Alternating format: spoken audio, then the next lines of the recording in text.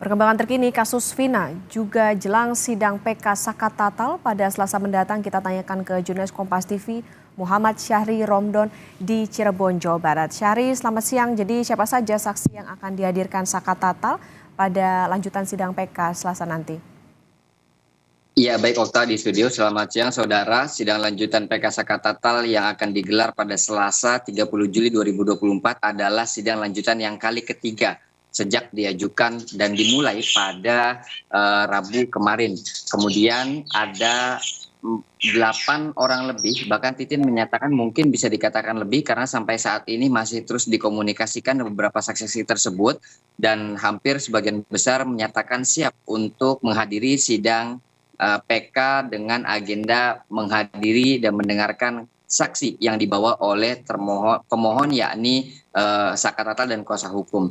8 orang ini Titin pastikan semuanya berasal dari sipil, artinya warga biasa yang mengetahui kejadian sebenarnya di tahun 2016 lalu. Saat kami berusaha untuk menanyakan secara detail siapa saja orangnya, namanya, dan lain sebagainya, Titin mengatakan ini masih sangat rahasia dan juga dirahasiakan oleh tim kuasa hukum Sakatatal seluruhnya untuk mengamankan diri dari setiap saksi tersebut. Tidak hanya saksi, tim kuasa hukum Sakatatal juga rencananya akan menghadirkan beberapa ahli dalam sidang PK Sakatatal ini. Namun belum diketahui kapan agenda menghadirkan ahli tersebut, apakah pada hari yang sama atau di hari yang berikutnya. Kami masih menunggu informasi dari tim kuasa hukum Sakatatal, begitupun juga dengan dari Pengadilan Negeri Kota Cirebon yang menyelenggarakan sidang PK Sakatatal ini. Okta. Ya, Syahri, di sisi lain keluarga Vina masih meyakini anaknya dibunuh bukan kecelakaan lalu lintas. Lalu upaya apa yang kini dilakukan oleh keluarga Vina? Betul, dari keluarga Vina dan juga tim kuasa hukum keluarga Vina menyatakan bahwa mereka masih berkeyakinan anaknya atau anggota keluarganya Vina itu meninggal karena dibunuh, bukan karena kecelakaan.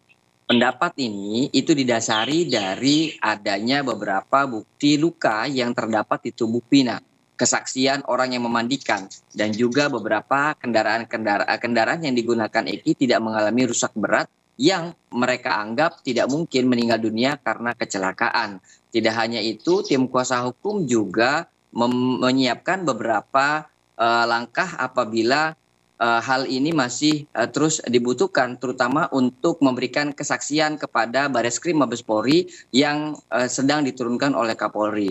Kuasa hukum Vina, Raden Reza Pramadia, mengatakan kepada kami pihaknya menghormati seluruh proses yang sedang berjalan saat ini. Bahkan kemarin kami mendengar pendapat dari Reza yang mengatakan bahwa penolakan novum yang dilakukan oleh jaksa penuntut umum dalam PK kedua, agenda kedua maksud kami, itu adalah hal yang sangat biasa dan hal yang sangat wajar.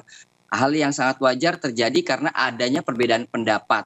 Atas dasar itu, Reza terus mengikuti perkembangan penanganan sidang PK Sakatatal dan akan mematuhi apapun yang diputuskan oleh para penegak hukum, baik dari pengadilan yang sedang menjalankan PK sidang Sakatatal ataupun dari Bareskrim Mabes Polri yang sedang melakukan pemeriksaan ulang terhadap kasus Vina. Tentu yang diharapkan dari keluarga Vina dan juga tim kuasa hukum Vina adalah terciptanya rasa keadilan bagi Vina sebagai korban, dan juga mereka tidak ingin ada orang-orang yang tidak bersalah dihukum. Kalau memang ada orang bersalah dan segera dihukum dan sepatutnya dihukum. Atas dasar itu, pihak keluarga Vina masih terus meyakini ini adalah pembunuhan dan meminta Bareskrim Mabes Polri untuk menangani ini secara terang benderang, objektif, dan dapat dipertanggungjawabkan. Okta. Ya, baik, ada 8 saksi dan juga sejumlah ahli yang disiapkan dalam sidang PK Sakatatal. Tentu kita nantikan seperti apa lanjutannya di hari Selasa nanti untuk menguak seperti apa kelanjutan dari kasus ini, termasuk juga penyebab kematian dari Vina dan Eki. Terima kasih, jurnalis Kompas TV Muhammad Syahri Romdon melaporkan dari Cirebon, Jawa Barat.